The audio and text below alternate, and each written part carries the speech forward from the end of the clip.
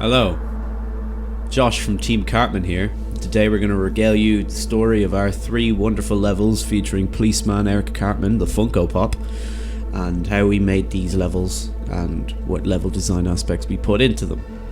So we're just going to start off with level 1. Level 1 being quite a basic platforming level. The first jump being a jump over a glasses case. I'm not sure what it would represent, probably a log. Just to show you how to jump and get you acclimatized to the jumping feature. Of course, then the second jump has a danger to it in the form of a spike pit.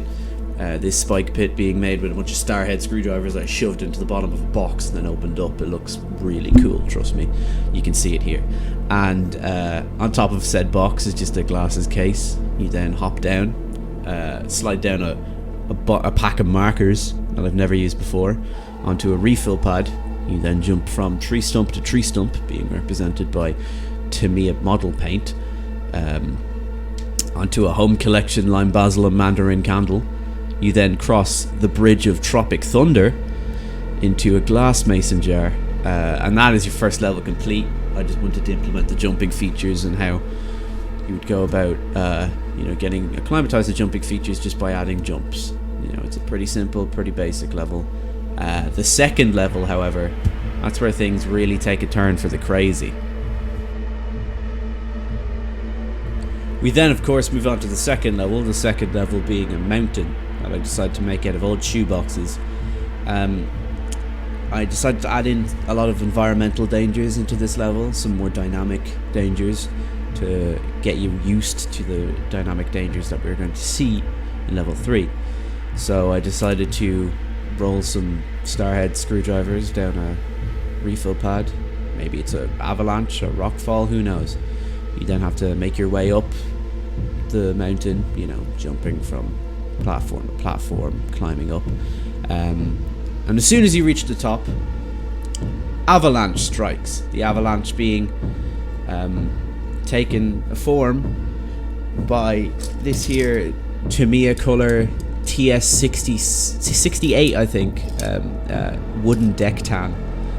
Just if you wanted to know what shade this was.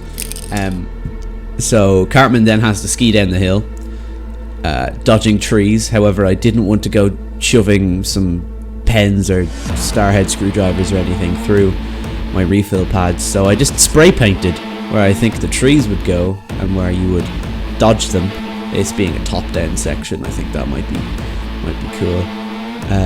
Yeah.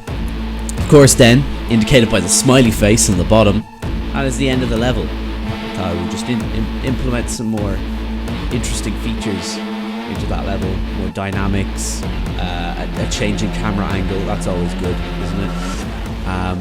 But we're moving on to the third level there, and the third one's a doozy. I'm telling you that. So the third level starts off, you're coming to the end of your skiing adventure.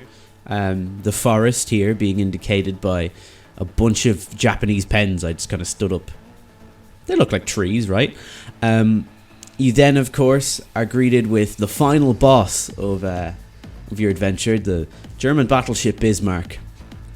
If it wasn't indicated by all the Tamiya modeling paints beforehand, that's the final boss.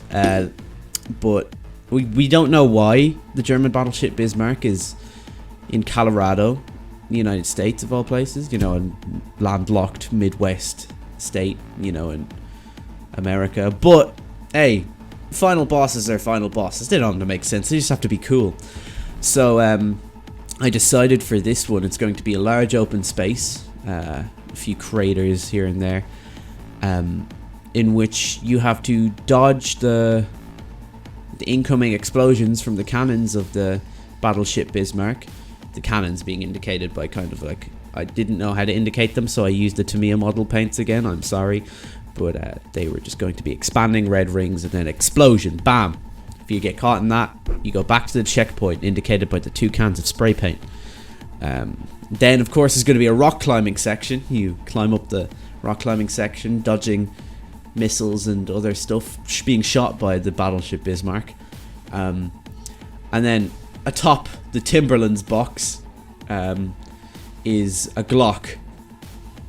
You then shoot the Bismarck and you finish the level. the Glock could be I don't know, like an anti-boat missile, but it's just something to finish the level. Okay, I was really running out of materials.